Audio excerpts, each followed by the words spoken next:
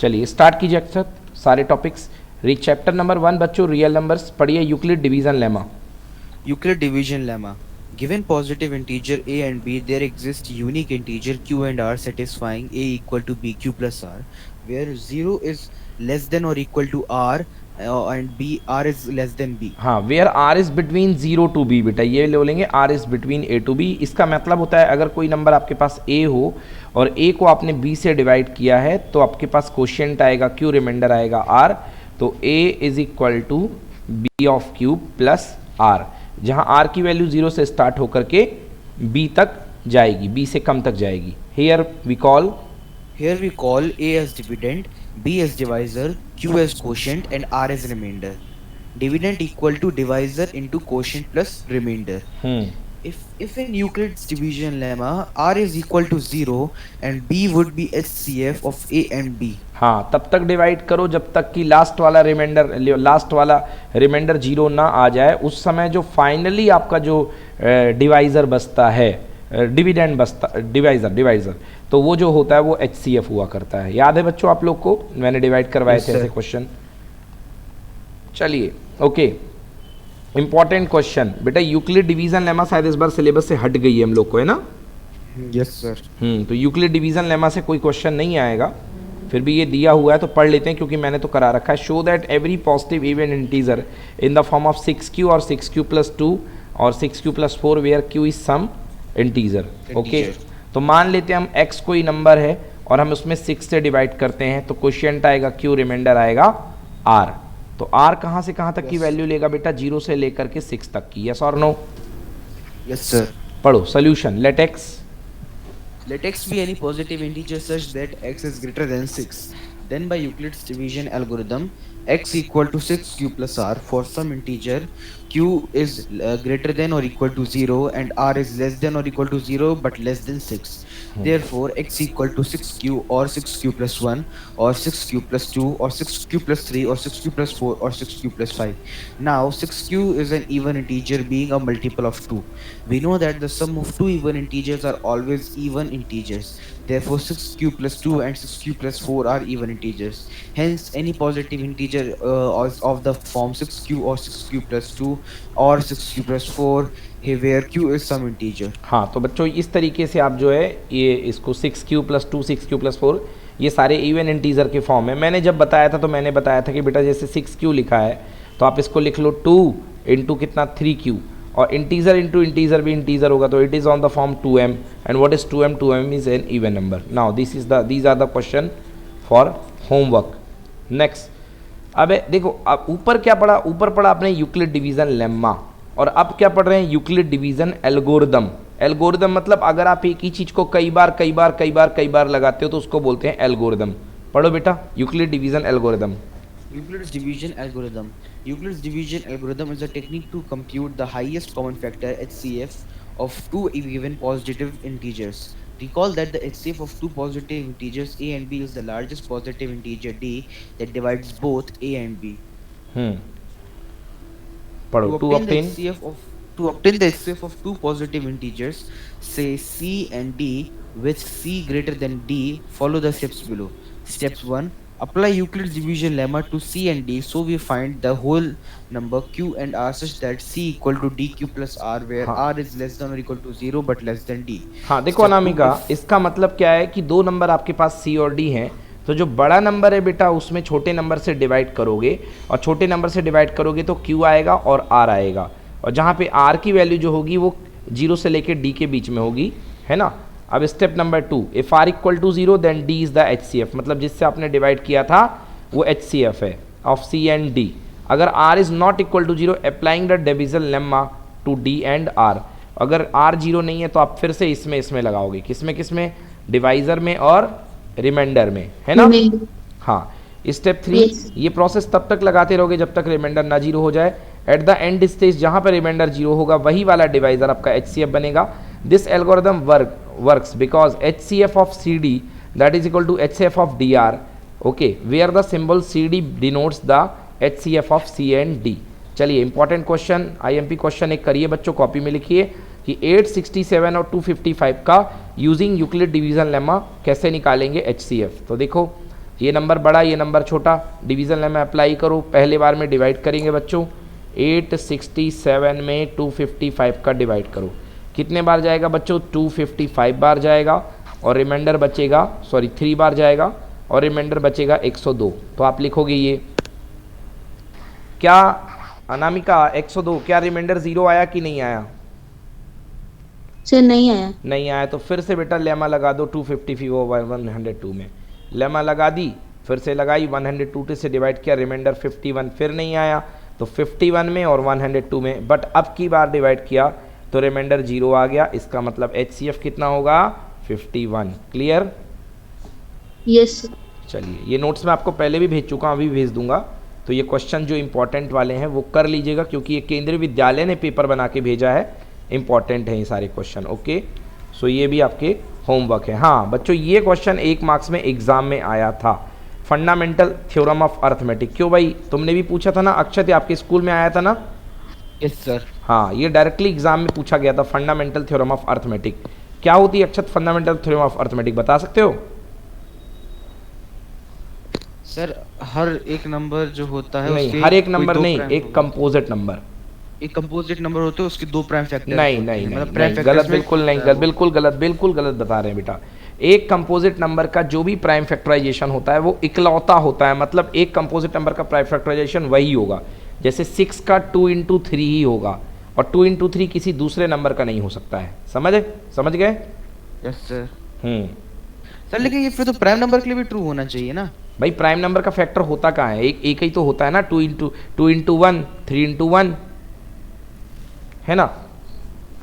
But sir फिर भी again वो है तो वो उसी का ही। अरे तो 1 लिखने की जरूरत क्या है भाई, प्राइम नंबर तो खुद में कोई फैक्टर ही नहीं जिनका, वही तो प्राइम नंबर है। पढ़ो, every composite number can be expressed that is factorized as a product of primes and this factorization is unique। ये लाइन Apart बहुत from the जबरदस्त है, order- ये लाइन में पंच है, दिस फैक्टराइजेशन इज यूनिक, ये लिखना पड़ेगा कि इकलौता होता है unique apart from the order in which the prime occurs. Order से मतलब नहीं है कि तुम लड़ने बैठ जाओ, भैया सर जी 2 इंटू 3 है, मेरा वाला 3 इंटू 2 है, हिसाब मांगो, ना। पढ़ो, the prime factorization of a natural number is unique except for the order of the prime it's factor. हाँ पढ़ो, its factor the prime factorization of a unique number is unique except for the order of its factor। property of HCF and LCM of two positive integers a and b। HCF of a and b into LCM of a and b is equal to a into b। मतलब product of the LCM number. of a and b is equal to a into b upon HCF of a and b and HCF of a and b is equal to a into b upon LCM of a and b। हाँ बेटा, आवाज़ बहुत कम आ रही तुम्हारी। Yes sir. हाँ अब ठीक आई। हाँ चलिए पढ़िए, prime factorization method to find the HCF and LCM। Prime factorization method to find the HCF and LCM। HCF a and b is equal to product of the smallest power of each common prime factors in the numbers and LCM of a and b is equal to product of greatest powers of each prime factor involved in the number। Product of the greatest power of each prime number, उसमें ये था smallest power हुआ करता था each prime factor in the numbers and product of the greatest power. बच्चों इस चीज़ से समझो इसको, और इस बार ये वाला इंपॉर्टेंट है क्योंकि यूक्लिड हट चुका है, तो इस वाले के आने के ज़्यादा चांसेस हैं। Find the LCM and HCF of the 510 and 92 and verify LCM and to HCF equal to product of the 2 number. बच्चों देखो, ये 510 है, 510, ये क्या है 23। ओके, अब देखो HCF की बात करूँ मैं तो कॉमन पावर 2 है तो HCF आएगा 2। LCM कितना है, 2 की हाईएस्ट पावर 2 की ये है, फिर इसकी हाईएस्ट पावर 3 की ये है। ओके, देन 5 अकेला 17 है, 23 है, ठीक है ना? चलिए, तो ये हो गया अपने पास LCM, ये आ गया। Now product of the 2 numbers इतना होगा, और LCM इंटू HCF से भी यही आ रहा है, तो हैंस प्रूव्ड। क्लियर की नॉट क्लियर बच्चों? Clear sir. Anamika Yes. Clear? Yes sir. चलिए, yes, next question for the practice, these are question homework, ये अपने होमवर्क में कर लेना। चलिए चलिए next, irrationality of numbers, very very important. Okay, irrationality proof करना। चलिए अब इरेशनैलिटी प्रूफ करेंगे। Prove that √5 is an irrational number. बच्चों मैं इसको एक्सप्लेन कर देता हूँ पूरा। तो मान लेते हैं हम √5 एक इरेशनल नंबर है, मतलब it is of the form P upon Q, where P and Q are coprime. तो √5 इज इक्वल टू बच्चों P बाई Q। तो p इज इक्वल टू कितना हो जाएगा बच्चों, √5q। Okay, p equal to √5q। Square कर लो, यानी p स्क्वायर इक्वल टू कितना हो गया, 5q स्क्वायर। मतलब p square upon 5 equal to q square. बच्चों ये इंटीजर है, ये भी इंटीजर है, मतलब ये इसको कंप्लीटली डिवाइड कर रहा होगा, मतलब p स्क्वायर 5 से डिविजिबल है, इसका मतलब p भी 5 से डिविजिबल है। बच्चों यहाँ तक समझ में आया, से यस और नो? Yes sir. हाँ, Yes. तो मतलब p को अगर 5 डिविजिबल कर रहा है तो हम मानते हैं इसको ये m टाइम्स डिविजिबल कर रहा है, so you can write p equal to 5m, p is equal to 5m। ये ले लिया आपने p इक्वल टू 5m, हाँ ये ले लिया p इक्वल टू 5m। अब बेटा यहाँ पे वैल्यू पुट कर दो q की जगह, q स्क्वायर की जगह। तो q स्क्वायर क्या था बच्चों अपने पास, q स्क्वायर था p स्क्वायर अपॉन 5, ओके, या 5q, p square equal to 5q square. तो यहाँ पे p की जगह आपने 5m पुट किया तो कितना आ जाएगा, p की जगह 5m पुट करो, 25m का स्क्वायर इक्वल टू 5q का स्क्वायर, ये आ गया। मतलब q square equal to 5m square, मतलब m square equal to q square upon m, और चूँकि q स्क्वायर अपॉन 5, और सिंस m एक इंटीज़र है तो ये भी एक इंटीज़र ही होगा। इंटीज़र अपॉन इंटीज़र इंटीज़र हो रहा है, इसका मतलब 5 किसको डिवाइड करेगा, q को डिवाइड करेगा कि नहीं करेगा, बताओ? Yes sir. Yes. मतलब 5q को भी डिवाइड करेगा। ऊपर हम कसमे वादे खा करके आए थे कि p और q को प्राइम है, यहाँ पर हमने क्या निकाला कि p को 5 भी डिवाइड कर रहा है और q को 5 भी डिवाइड कर रहा है, मतलब जो 5 है वो कॉमन फैक्टर लिखा है। From the above we conclude that p and q have one common factor 5 which contradicts that q and p are co-prime, therefore our assumption is wrong, hence √5 is an irrational number। चलिए बच्चों ये question बहुत important है, VIMP, ठीक है ना? Yes, any problem? Any problem बच्चों इसमें? कर लोगे अभी? इसको करके भेजना, होमवर्क है, करूंगा अभी शाम को, चेक करूंगा आप, ओके? ये वाला क्वेश्चन। चलिए next, rational numbers and their decimal expansion. कोई रेशनल नंबर और उसका डेसिमल एक्सपेंशन। बेटा कौन सा नंबर डेसिमल एक्सपेंशन होगा, जिसके जो डिनोमिनेटर होगा वो 2 की पावर और 5 की पावर की फॉर्म में होगा, या तो अकेले 2 की पावर, या तो अकेले 5 की पावर, या 2 और 5 दोनों की पावर। अगर ऐसा होगा डिनोमिनेटर तो वो जो एक्सप्रेशन होगा वो डेसिमल में कन्वर्ट हो जाएगा। पढ़ो, let x equal to p and q।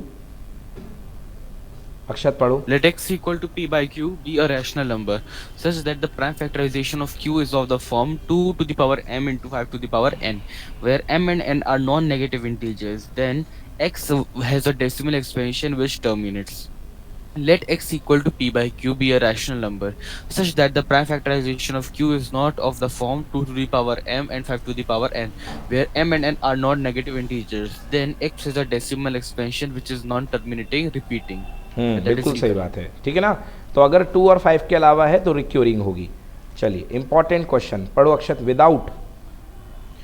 Without actually performing the long division, state whether the rational numbers 987 upon 10,500 will have a terminating decimal expansion or non-terminating decimal repeating decimal expansion. चलिए हाँ, तो देखिए अपने पास क्या है बेटा, 10,500। तो 10,500 का जब आप फैक्टर करोगे तो पहले सबसे पहले इसमें कह रहा है कि is not is in simplest form, dividing numerator and denominator by 21 से इसको कैंसिल कर दिया तो ये अपने पास सिंपलेस्ट फॉर्म में आ गया 500 which is of the form p upon q। अब बेटा डिनोमिनेटर को पकड़ो 500 को, 500 का फैक्टर किया, 500 का फैक्टर अनामिका किसके किसके फॉर्म में आ रहा है, 2 और 5 की फॉर्म में आ रहा है कि नहीं आ रहा है? आ रहा है सर। हाँ, तो 2 और 5 की फॉर्म में आने का मतलब क्या होगा, टर्मिनेटिंग कि non terminating? Terminating. Very good, बिल्कुल ये टर्मिनेटिंग ही होगा। Okay, so this is homework. अब इसके बाद MCQ क्वेश्चन दिए हुए हैं बच्चों, ये सारे के सारे करके लाने हैं आपको, है ना? अक्षत मैं एक चीज़ में आपका होमवर्क, आप होमवर्क दिखा नहीं रहे हो, बाकी बच्चे होमवर्क दिखा रहे हैं बट आप होमवर्क दिखाते नहीं हो। जो भी बहाने आपके आप कंप्यूटर में करते हो, उसमें करते हो, उसमें करते हो, भाई ये सब बकवास बात है। आपको करना पड़ेगा तब आपके नंबर आएंगे, नहीं तो नंबर नहीं बनेंगे, चाहे कुछ भी हो जाए यार, है ना? इंटेलिजेंसी एक अलग बात है बट हार्ड वर्क आपको शो करना पड़ेगा। तो ये यहाँ तक आप जो है ये बेसिक वाला पेपर है, इसको आप लोग आराम से इतना कीजिए, शो करके दिखाइए, ठीक है ना? चलिए तो अभी